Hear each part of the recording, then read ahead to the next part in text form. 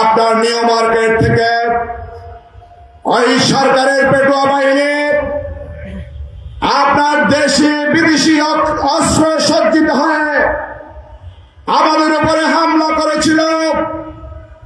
আমরা প্রতিরোধ করেছি।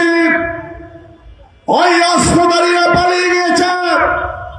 সরকারের ওই পুলিশ লীগ সহ ওই অস্ত্রধারীরা আবার ফিরে এসেছে। আমরা প্রতিরোধ করেছি, কিন্তু আমরা সায়েন্স ক্লাবের মোড় এখান থেকে আমরা সরে যাইনি। সকাল থেকে শুরু করে বিকাল পর্যন্ত আমাদের 120 জন ভাই গুলিবিদ্ধ হয়েছে। এখানে সাংবাদিক ভাই শহীদ হয়েছেন। আমার যতটুকু যারা আছে 2 জন ভাই শহীদ হয়েছেন। এবং ডেইলি স্টার ওই দিন রিপোর্ট করেছে 41 জন গুলিবিদ্ধ হয়েছে। আমি ঢাকা মহানগরীর পক্ষ থেকে, সংগঠনের পক্ষ থেকে ঢাকা মেডিকেল কলেজে রিপোর্ট নিয়েছি। এখান থেকে 120 জন ভাই গুলিবিদ্ধ হয়েছিল। সম্মানিত উপস্থিতি, একই অবস্থায় ছিল শাহবাগ, পুরো ঢাকা মহানগরীর কল্যাণপুর, উত্তরা, যাত্রাবাড়ি, সায়েন্স ল্যাব, শাহবাগ, ঢাকা মহানগরীর আন্দোলনের স্ফুলিঙ্গ গড়ে উঠেছিল। আমরা ওই পেশিবাদকে, ওই আওয়ামী পদার্থদের ঢাকা শহরে লাল কার্ড দেখিয়েছিলাম। আমাদের তারা নিষিদ্ধ করেছিল 1 তারিখে, আর 5 তারিখে তারা বাংলাদেশের জনগণ থেকে নিষিদ্ধ হয়ে তারা পালিয়ে গিয়েছিল।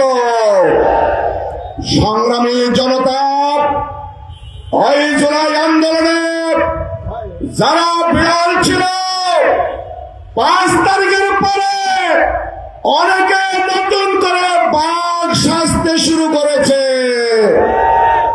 আমরা ময়দানে প্রতিরোধ করেছি। ময়দানে তাদেরকে দেখতে পাই নাই। এখন লম্বা লম্বা বক্তব্য দিচ্ছেন।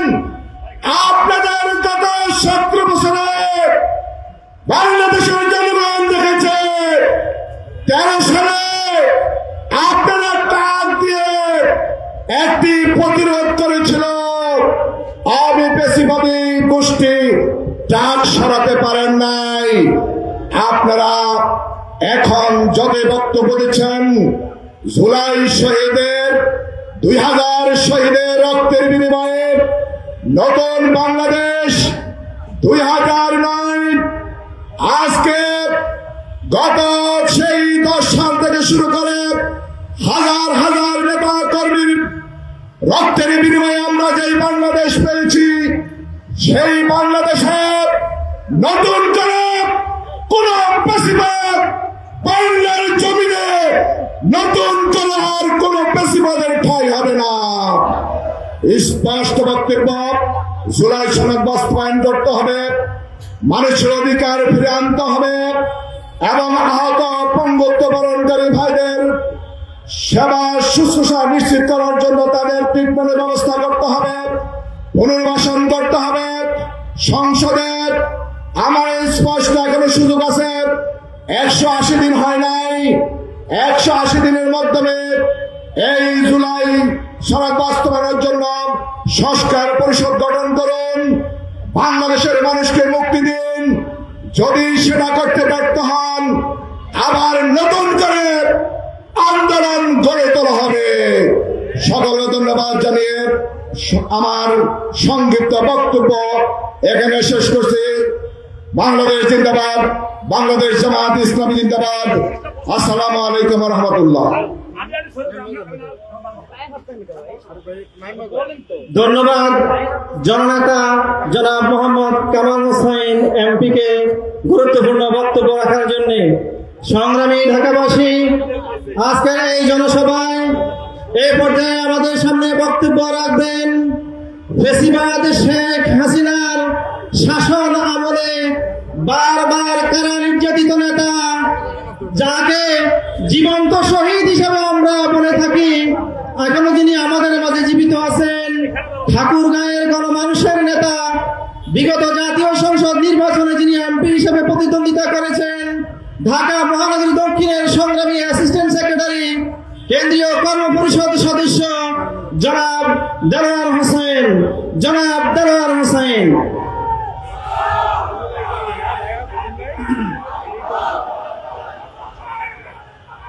আউযু বিল্লাহি মিনাশ শাইতানির রাজীম। বিসমিল্লাহির রহমানির রহিম।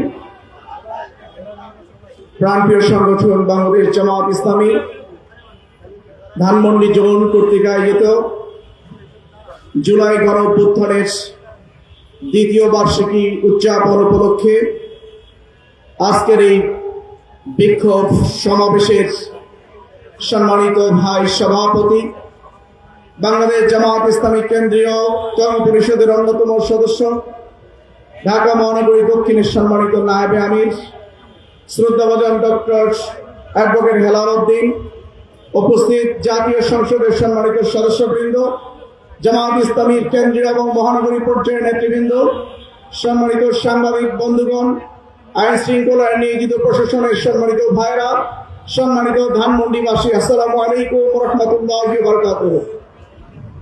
আজ থেকে 2 বছর পূর্বে 2024 সালের এই দিনগুলোতে যখন ছাত্র জনতার আন্দোলন যখন তীব্র থেকে তীব্রতর হতে যাচ্ছিল, ফ্যাসিস্ট খুনি হাসিনার নির্দেশে তার পেটুয়া বাহিনী, প্রশাসনের ওই ব্যক্তিবর্গ যখন পাখির মতো করে গুলি করে আমাদের ভাই এবং বোনদেরকে হত্যা করছিল, সারা বাংলাদেশ যখন রক্তে রঞ্জিত হয়ে গেছে, খুনি হাসিনার পতন যখন সময়ের ক্ষেপণ মাত্র, ঠিক তখন খুনি হাসিনা তার ওই ক্ষমতার মসনদকে টিকিয়ে রাখার শেষ সম্বল হিসেবে, ট্রাম্প কার্ড হিসেবে তারা আমাদের প্রিয় সংগঠন বাংলাদেশ জামাত ইসলামী এবং ইসলামী ছাত্র শিবিরকে নিষিদ্ধ করার সিদ্ধান্ত গ্রহণ করেছিল।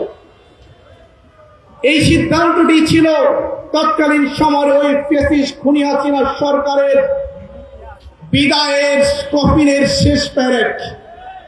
এবং এই সিদ্ধান্ত নেওয়ার সাথে সাথেই আপনি লক্ষ্য করেছিলেন সারা বাংলাদেশের মানুষের মধ্যে যে ক্ষোভ ছিল, সেই ক্ষোভটি একটা পর্যায়ে জনবিস্ফোরণে রূপান্তরিত হয়েছিল। একটা পর্যায়ে এই গণবিস্ফোরণের মুখে শেখ হাসিনা বাংলাদেশ থেকে পালিয়ে যেতে বাধ্য হয়ে তার মামুর দেশে ভারতে গিয়ে আশ্রয় নিয়েছে। সম্মানিত ভাইরা আমার, আজকে যখন 5 আগস্টের পরে একটি দল যখন নিজেদেরকে এই আন্দোলনের মূল দাবিদার মনে করে, যারা ওই লন্ডনে বসেছিলেন তাদেরকে যখন এই আন্দোলনের মাস্টার মাইন্ড হিসেবে চিহ্নিত করার চেষ্টা করে, আমরা তাদেরকে উদ্দেশ্য করে বলতে চাই, আওয়ামী লীগ তো আপনাদেরকে বুঝতে পারেনি, আপনাদেরকে চিনতে পারেনি, আপনাদেরকে তো নিষিদ্ধ করেনি, নিষিদ্ধ করেছিল ওই জামাত ইসলামীকে, ইসলামী ছাত্র শিবিরকে। কারণ আওয়ামী লীগ বুঝতে পেরেছিল এই জুলাই আন্দোলনের মাস্টার মাইন্ড কারা, এই জুলাই আন্দোলনের মূল নেপথ্যের কারিগর কারা। তারা বুঝতে পেরেছিল মাঠে ময়দানে কারা সক্রিয় ভূমিকা পালন করেছে। এই আওয়ামী লীগ বুঝতে পেরেছিল, ফ্যাসিস্ট খুনি হাসিনা বুঝতে পেরেছিল, বিধায় তিনি জামাত এবং ছাত্র শিবিরকে নিষিদ্ধ করে মনে করেছে আন্দোলনকে তারা দমিয়ে রাখবে, কিন্তু সেটি তারা পারেনি। তাই আমরা বলতে চাই, সম্মানিত ভাই এবং বন্ধুগণ, 5 আগস্টের পরবর্তীতে আমরা দেখলাম ওই 5 আগস্টের পূর্বে যারা চাঁদাবাজিতে লিপ্ত হয়েছিল তাদের জায়গাটা দখল করে শুধুমাত্র মানুষ পরিবর্তন হলো, কিন্তু চাঁদাবাজির কোনো পরিবর্তন হলো না। বরঞ্চ কোনো কোনো ক্ষেত্রে আমরা লক্ষ্য করেছিলাম চাঁদার রেট বেড়ে গিয়েছিল। টেন্ডারবাজি বন্ধ হয়নি, দর্শন বন্ধ হয়নি, দখলদারি বন্ধ হয়নি। আর আজকের এই সময়ে অনেকেই মাস্তানি দেখাচ্ছেন, অনেকেই বলছেন যে আমরা চাইলে ঘর থেকে বের করে নাকি জামাত এবং ছাত্র শিবিরের নেতাদেরকে রেখে রাস্তায় পিটাতে তারা সক্ষম। আমরা স্পষ্ট করে বলে দিতে চাই, আপনার যদি এত পাওয়ারই থাকে, আপনি যদি এত বড় মাস্তানি হয়ে থাকেন, বিগত 16 বছর আপনার মাস্তানি কোথায় ছিল? আপনার এই মাস্তানির মধ্য দিয়ে শেখ হাসিনার পতন তো আপনি ঘটাতে পারেন নাই। আর আজকের এই সময় এসে আপনি মাস্তানি দেখাচ্ছেন। আমরা আপনাদেরকে বলবো, আপনি মাস্তান নয়, আপনি দেশের ফিসকাচর, আপনি চাঁদাবাজ, আপনি টেন্ডারবাজ, আপনি দখলবাজ, আপনি দখলবাজ। সুতরাং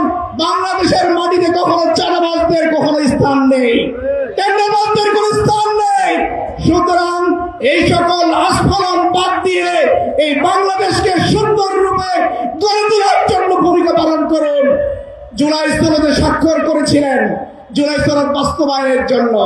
গণভোট আপনাদের পরামর্শে গণভোট হয়েছে, এই গণভোটে অংশগ্রহণ করেছিলেন, গণভোটের পক্ষে প্রচারণা চালিয়েছিলেন, গণভোট হয়েছে। 70% মানুষ গণভোটের পক্ষে, হায়ের পক্ষে রায় দিয়েছে, জুলাই সনদ বাস্তবায়নের পক্ষে রায় দিয়েছে। আজকে আপনারা সেই জনগণের ওই রায়কে বৃত্তাঙ্গুলি দেখিয়ে তাদের সাথে প্রতারণা করে নিজেদের মতো করে রাষ্ট্র পরিচালনা করার চেষ্টা করছেন। কিন্তু মনে রাখবেন, অতীত থেকে শিক্ষা গ্রহণ করবেন, জনগণের সাথে যারাই প্রতারণা করে তাদের স্থান এই বাংলাদেশের মাটিতে কখনো হয় না।